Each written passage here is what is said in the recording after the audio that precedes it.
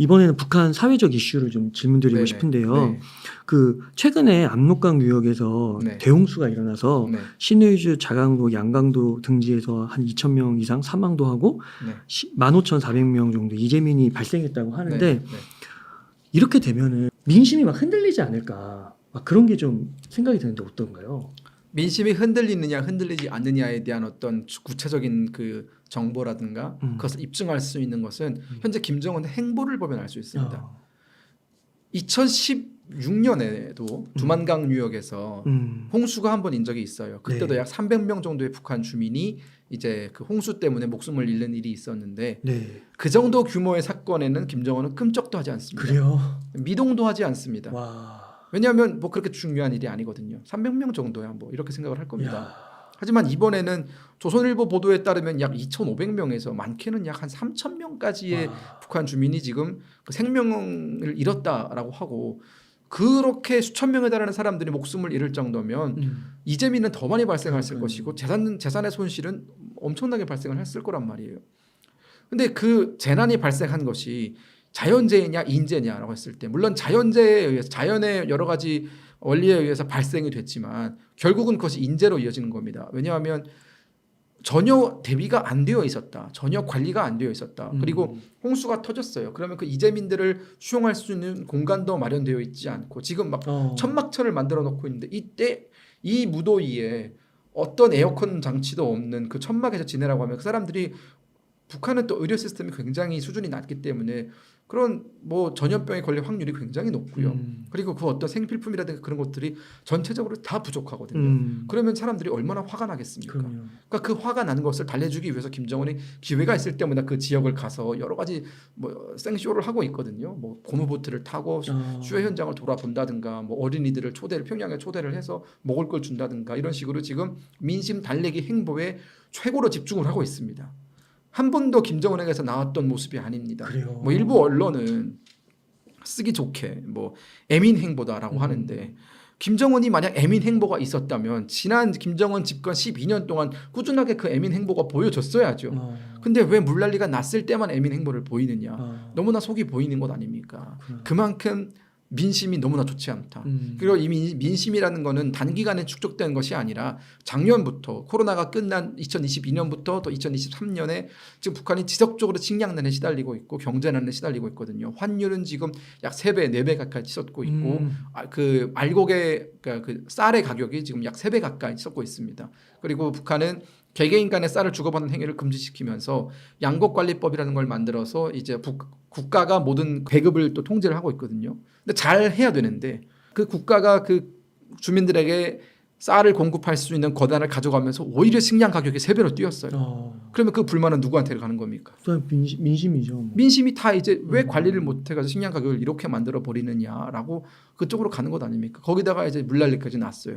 그러니까 김정은은 지금 2중 3중으로 그런 민심의 악화를 목도하고 있는 겁니다. 그렇기 때문에 저렇게 지금 두 팔 벗고 나서서 생쇼를 하고 있는 거다라고 보시면 됩니다. 저 김정은의 뇌구조가 되게 궁금한데 예. 어떻게 그럴 수 있죠? 그러니까 총살도 그렇게 심각한데 네. 어떻게 그렇게 이벤트 300명은 뭐 문제도 아니고 이렇게 한 2,000명, 2,500명 돼야 또 뭐 그런 진짜 하지도 않았던 10년 동안 하지도 않았던 그런 행동을 보이고 도대체 뇌에 뭐가 가장 우선순위일까요? 저는 약간 소시오패스 아닌가라는 생각이 들고 그리고 그 자아도취에 굉장히 심각한 사람이 취해 있는 사람이다라는 생각이 들었어요. 이게 보면은 약간 카푸어적인 기질도 좀 있다고 느껴지는 게 카푸어? 네. 김정은의 차가 굉장히 많거든요. 벤츠 그거 네. 마흐바인가 뭐 마이바흐 SUV 차량을 지금 끌고 또 수해 현장에 갔습니다. 그 김정은의 연설을 들으러 온 사람들은요.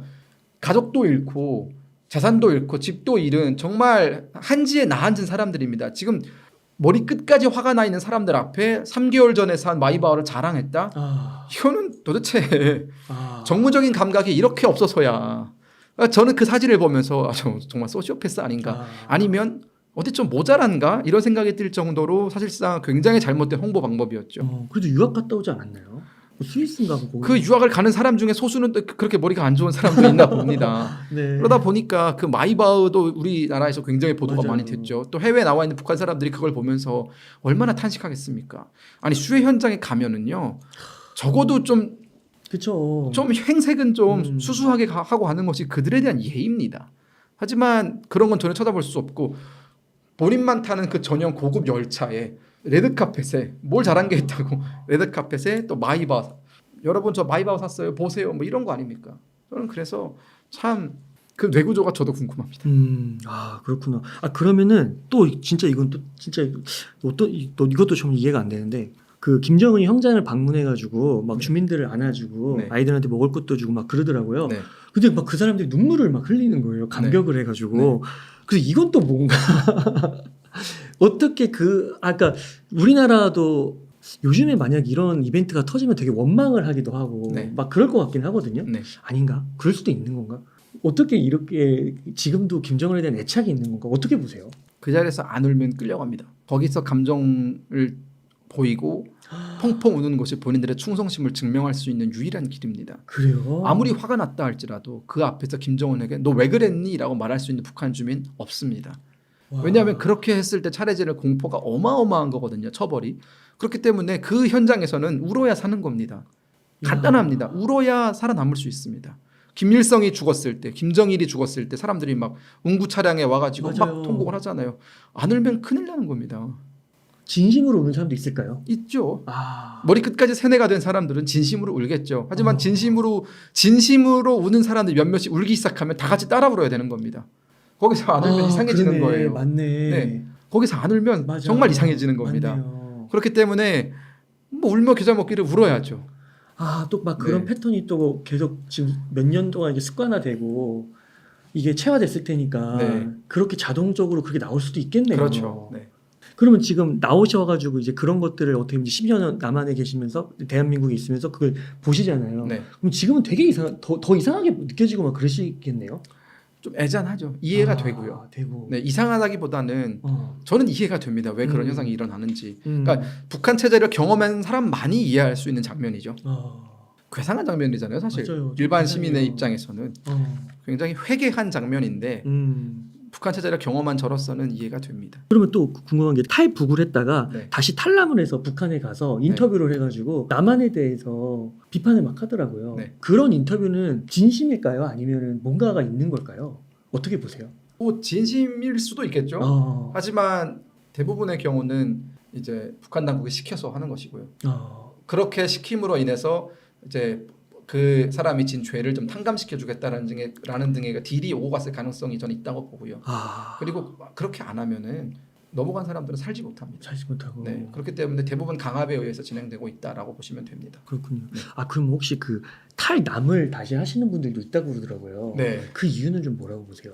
뭐 여러 가지 한국 사회에 적응하는 것에서 어려움을 느꼈다거나 아니면 뭐 좀 차별을 받았다든가 이런 것에 대해서 좀 민감하게 느끼시는 분들은 다시 이제 뭐 탈남을 해서 미국이라든가 영국이라든가 이런 나라들로 가시는 분들이 있는 걸로 알고 있습니다. 뭐 그분들의 사정이기 때문에 저는 뭐 그것대로 또 우리가 이해를 해야 된다라고 생각합니다. 하지만 그 퍼센테이지로 봤을 때 그렇게 많지는 않아요. 그 북한도 지방하고 평양하고 네. 이게 양극화가 심한가요? 그렇죠. 하늘과 땅 차이죠. 땅 차이예요. 네. 평양에 있는 사람은 지방에서 일어나고 있는 일에 대해서 모르고요. 어. 지방에 있는 사람은 평양 한번 가보는 것이 소원인 경우도 있습니다. 그래요. 네. 그러면 지방에 있는 사람이 만약 평양을 보면 와 이래요? 아 그렇죠. 네. 어떤 면에서 와 그래요? 일단 지방에는 고층 건물도 많이 없고요. 그리고 뭐 지하철이라든가 뭐 전차라든가 이런 것들도 구경하기가 어렵고요. 그리고 레스토랑이라든가 이런 여러 가지 주민 편의 시설들이 상당히 부족합니다. 하지만 평양은 기본적으로 갖춰야 될 것들은 갖춰져 있는 편이고요. 그러다 보니까 아무래도 지방 사람들 입장에서는 본인이 절대 누릴 수 없는 그런 편의적인 시설 그리고 여러 가지 환경이라든가 기회라든가 그런 것들이 평양에 집중되어 있는 것에 대해서 부러움을 많이 느끼죠. 그럼 평양으로 이사 가면 되는 거 아니에요? 못 갑니다. 못 가요? 네, 그러니까 평양 시민이 될 수 있는 자격이 굉장히 까다롭고요. 하지만 또 평양은 항상 인구 200만 명 정도를 유지하는 것이 굉장히 중요하기 때문에 200만 명을 넘어서게 되면은 주변 그 평양 중심 주변에 있는 구역들을 평안 남도로 보내거나 평안 북도로 보내거나라는 식으로 이제 통폐합을 통해서 그 인구를 유지를 하기 때문에 주변의 그 군 구역은 항상 소속이 바뀔 때가 있어요. 하지만 그 평양 중심에서 태어난 사람들은 늘 평양 시민으로서 삶을 유지할 수 있죠. 200만이면 사실 그렇게 큰 것도 아닌데. 네. 하지만 북한은 북한이라는 체제는 딱 그 200만 명 정도를 먹여 살릴 수 있는 것에 집중되어 있다라고 보시면 됩니다. 그리고 나머지가 노비. 나머지는 노비죠. 와. 네. 나머지는 알아서 각자 도생해야 되는 거고요. 그렇구나. 그 200만 명 정도를 먹여 살릴 수 있는 능력만 있는 겁니다. 북한은. 그래서 평양 시민이 되는 것이 어렵고요. 평양 시민들이 그래서 충성하는 거고요. 그래서 평양 시민은 항상 북한 정권에 충성하는 사람들로 채워져 있어야 맞는 거고요. 북한 입장에. 아, 그렇구나. 200만 명만 그런 사람이 있어도 정말 김정은 혼자 이런 거는 뭐 아무 문제 없겠네요. 그렇죠. 잘 사고 호의호식하고 이런 거는. 아, 근데 그 유튜브 방송 중에서 평양 시민이셨다가 넘어오셔가지고 예. 얘기하시는 거 보니까 요즘 평양도 좀 어렵다 뭐 이런 얘기를 하시더라고요. 그렇죠. 요즘 평양도 어렵습니다. 아, 그래요? 평양이 어려우면 정말 끝난 겁니다. 근데 뭐가 어렵다는 거예요? 뭐 전기 사정 같은 경우에도 전력 공급도 평양이 가장 최우선적으로 공급이 되는데 이제 그것도 좀 어려워지고 있다라고 얘기를 들었고 쌀 가격도 평양도 똑같이 3배 4배로 오르고 있고요. 그러다 보니까 여러 가지 측면에서 우선적으로 공급이 되어야 될 평양에서도 쌀 가격이 오르고 여러 가지 생필품을 구입하는데 어려움이 있고 그러다 보면은 사실상 다른 지방은 뭐 좀 말이 뭐 하겠습니까? 도할 나위 없겠죠. 네, 그래서 이제 평양도 이제 어려워지고 있다. 그러면 이제 평양을 북한이 부를 때 혁명의 수뇌부라고 부르거든요. 그러면 그 수뇌부부터 썩어가고 있다라고 봐야겠죠.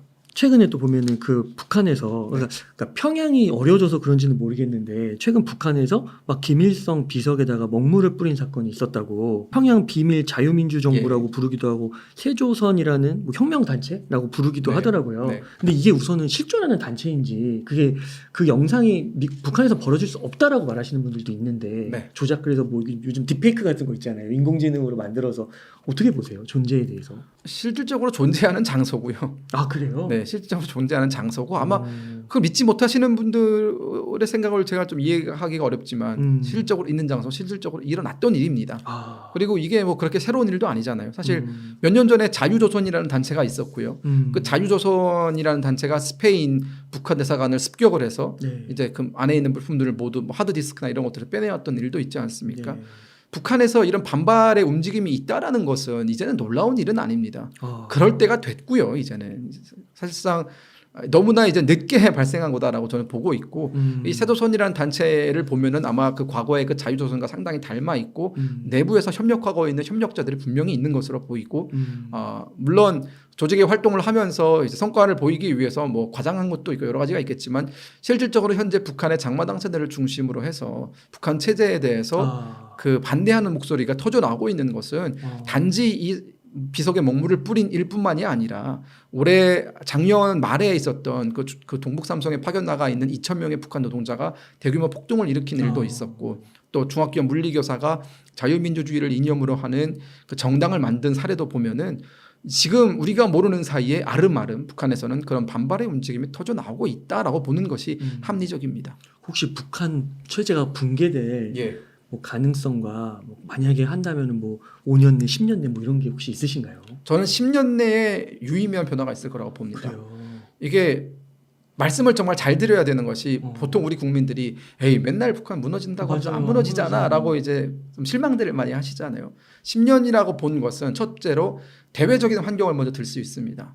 그러니까 북한이라는 그 독재 체제는 대외적인 변수에 크게 작용을 받습니다. 그 대외적인 변수라는 것은 결국은 중국, 그 북한의 뒤를 받쳐주던 중국이나 러시아의 존재 여부 그리고 그들이 북한에 대해서 동일한 수준의 그 입장을 가지고 있느냐, 과거와 동일한 수준의 입장을 가지고 있느냐 아니냐에 따라서 대외적인 변수가 크게 바뀌거든요. 근데 이 10년 안에 일어날 수 있는 큰 변화는 중국의 리더십 교체입니다.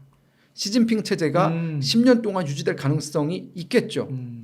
시진핑이 장수한다면 있겠습니다. 하지만 지금 시진핑은 나이가 굉장히 많이 있고요. 70이 넘었고 80세의 고령의 정상적인 판단을 내리긴 어렵습니다. 그리고 후계자로 이제 후계자를 내세우고 하면은 권력의 추가 아무래도 후계자로 넘어갈 가능성이 있죠. 그렇다면 그때 중국이 과연 지금과 같은 입장을 유지할 것이냐. 그리고 또 최근에 보면은 지금 북한이 중국과 멀어지고 러시아와 굉장히 가깝게 다가가고 있잖아요.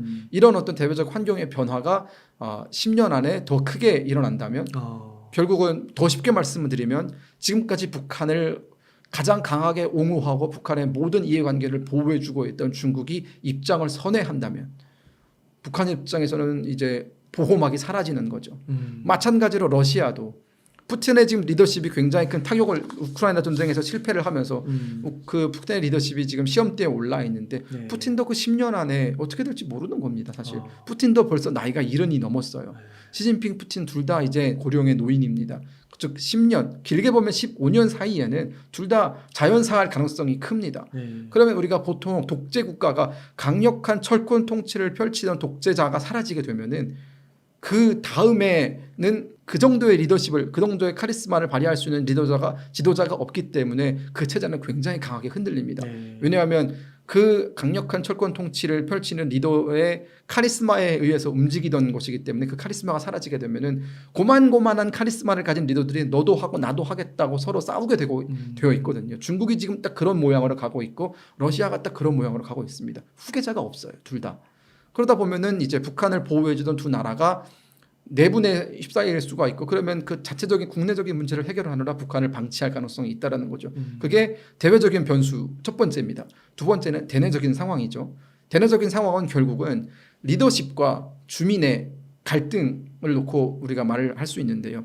리더십 측면에서 지금 현재 김주애에게로 권력이 넘어가려고 하고 있잖아요. 그 후계자를 내세우려고 하고 있는데 결국 김정은은 본인의 건강에 자신감이 없기 때문에 그렇게 어린 김주애를 내세워서 후계자로 하고 있는 것이거든요.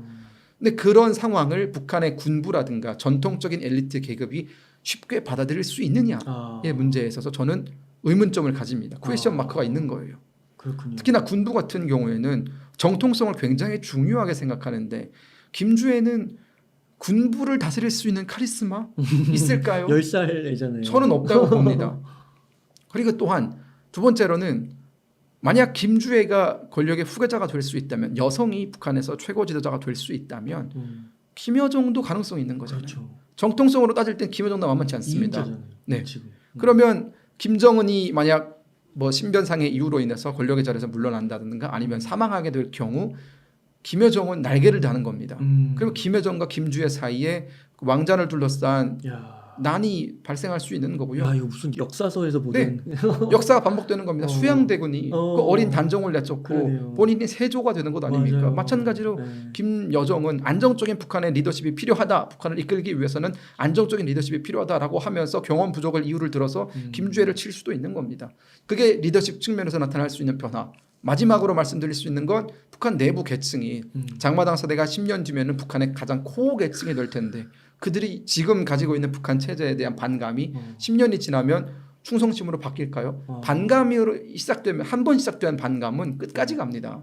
그럼 그 10년 동안에 아마 우리가 상상치 못하는 이상의 반감으로 터져 나올 거다. 특히나 리더십이 흔들리게 되면은 그것을 기회로 포착하고 다양한 곳에서 반발이 있을 것이다. 저는 그래서 10년으로 보는 겁니다. 그 김정은 체제 지금 현재 체제에서 네. 그 밑에 이제 그 지도층이 있을 거 아니에요. 예. 그 자녀 세대가 이제 장마당 세대인 거죠. 그렇죠. 근데 그 장마당 세대 엘리트 그 체제 안에서의 장마당 세대 속에서도 불만을 가진 세력들이 있을 수 있다는 건가요? 대부분의 그 엘리트 계층들은 네. 자녀들이 다 유학 경험이 있습니다. 아, 그러면 저도 느꼈는데 그렇구나. 그들도 용기가 없을 뿐 아. 지금까지는 용기가 없어서 말을 못할 뿐 그리고 뭔가 리스크가 너무 크기 때문에 책임져야 되는 것들이 너무 많기 때문에 내지 못하는 목소리를 리더십이 흔들리게 될 경우 너도 나도 내겠죠. 야, 네. 그럴 수 있군요. 네, 그렇기 때문에 저는 희망이 있다라고 보고요. 그래서 저는 항상 요즘 희망이라는 단어를 잘 사용하는데 10년 안에 우리는 분명히 북한의 그 독재 권력이 무너질 수 있는 희망이 있다. 그리고 우리가 그 희망을 희망에서 멈추는 게 아니라 희망을 현실로 만들기 위해서 책임 있는 사람들이 노력을 할 때다라고 늘 강조를 하고 있습니다. 아, 네. 아, 그 오늘 여기까지 인터뷰를 하면서 참 드리는 생각이 참 요즘에 그 탈북민들 예. 분들 컨텐츠를 들으면 제가 정말 요즘 많이 듣고 네. 책도 읽고 막 그러거든요. 네. 근데 김금희 형님 이렇게 인터뷰하면서 느끼는 게 정말 그 희망의 한 부분이 되시지 않을까 그런 생각을 하게 됩니다. 제가 인터뷰를 너무 궁금해서 6장을 준비했더라고요. 여러분 보시면 이 질문지가 엄청 많아서 아직 반도 못했는데 시간 관계상 맞아요. 시간 네. 관계상 진짜 다음에 또 한번 모셔가지고 아유, 또 불러주십시오. 언제든지 나오겠습니다. 이거 너무 내용이 흥미진진해서 제가 원래 사실 웅달 책방이 재테크 경제 네. 위주인데 요즘 경제보다 더 재밌는 것 같아요. 제가 경제 채널에 나온다고 해서 그래도 네. 복장을 좀 이렇게 비즈니스맨에 어울리게 하고 나왔습니다. 네. 다음에는 더 편하게 오셔도 될 것 같습니다. 알겠습니다. 그래서 다음에도 또 한번 귀한 자리 모셔가지고 인터뷰 한번 나눠보도록 예, 하겠습니다. 알겠습니다. 그러면요, 김금영님 네. 끝으로 저희 예. 시청자분들을 위한 한 말씀 좀 네. 부탁드리겠습니다. 네. 일단 우선 이런 북한 콘텐츠가 올라올 때마다 너무나 많은 관심을 주시고 또 정말 많은 분들이 시청을 해주셔가지고 저는 진심으로 감사하다는 말씀을 드리고 싶고요. 그리고 지금 북한에서 일어나고 있는 또 여러 가지 열악한 인권 상황들은 우리가 21세기 문명 국가에서는 결코 상상할 수 없는 일들이 일어나고 있거든요. 그것에 대해서 이제는 우리 국민들이, 그러니까 대한민국 국민들이 조금 보다 더 큰 관심을 기울여 주십사 늘 저는 좀 부탁을 드리고 싶습니다. 왜냐하면 그 오준 그 유엔 그 한국 대사님께서 2016년에 이런 말씀을 하셨는데 북한 주민들은 우리에게는 사실 아무나가 아니다. 우리에게는 특별한 누군가다. 그러니까 북한 주민들이 미국 사람들 입장에서는 북한 주민은 원 오브 덤이겠죠. 하지만 우리 대한민국 국민들에게 북한 주민은 어떻게 보면은 한 민족이잖아요. 또 한 민족이고 우리와 정말 한 80년 전에는 같은 말을 하고 그쵸. 같은 역사를 공유하고 있는 저희도 이순신 장군에 대해서 배우고 을지문덕 장군에 대해서 배우잖아요. 우리 같은 역사를 가지고 있는 사람들이라는 그 특별함이 있습니다. 그 특별함 때문에 사실 좀 더 많은 관심을 기울여 주신다면은 아마 북한에 계시는 주민들이 조금 더 희망을 얻지 않을까. 그러니까 우리를 위해서 이렇게 목소리를 내주는 사람들이 있다는 것에 대해서 희망을 얻고 또 그들에게도 어떻게 보면은 이제는 노비로서의 삶이 아니라 그런 어떤 평범한 그리고 너무나 자연스러운 그리고 그런 존엄성을 가진 인간으로서 살 수 있는 기회가 있다라는 것을 우리가 좀 꾸준히 알려드릴 필요가 있다. 그런 측면에서 대한민국 국민들의 역할이 너무나 중요하다라고 늘 말씀을 드리고 싶고요. 우리 정치권은 항상 그걸 가지고 싸웁니다. 뭐 네가 옳니 내가 옳니 늘 그렇게 아웅다웅하지만 우리 국민들만큼은 저는 정말 현명하다고 믿기 때문에 중심을 언제나 잘 잡으시고 이런 뭐 북한 관련된 그리고 또 북한 특히나 북한 인권 관련된 문제에 목소리를 내주시고 관심을 기울여 주신다면은 그 날이 좀 더 빨리 오지 않을까라고 생각을 합니다. 말씀 너무 잘하십니다. 꼭 정치권으로 아닙니다. 진출하시면 너무 좋을 것 같습니다. 감사드리고요. 그럼 오늘 인터뷰 한 이 정도에서 마무리하도록 하겠습니다. 이렇게 해서 김금영님을 모시고 이야기를 나눠봤습니다. 긴 시간 동안 유익한 이야기 많이 나눠주셔서 감사의 말씀드립니다. 오늘 고생 많으셨습니다. 감사합니다.